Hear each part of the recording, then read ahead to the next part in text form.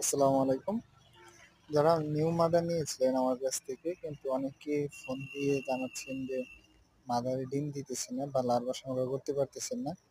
এটার প্রধান কারণ হচ্ছে শীতের সময় হচ্ছে আমার নিজেরও মাদার উৎপাদন লার্ভা উৎপাদনের অনেকটাই ব্যাঘাত ঘটতেছে।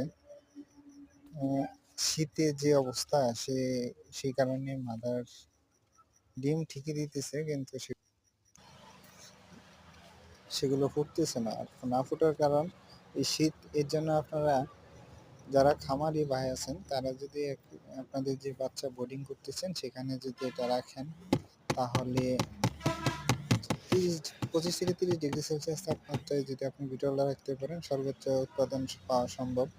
সেক্ষেত্রে এখানে একটা দেখেন, আমি আমার নিজেরটাও যেগুলো জমাট বেঁধে আছে সেগুলো হচ্ছে ডিম। আর ডিমগুলো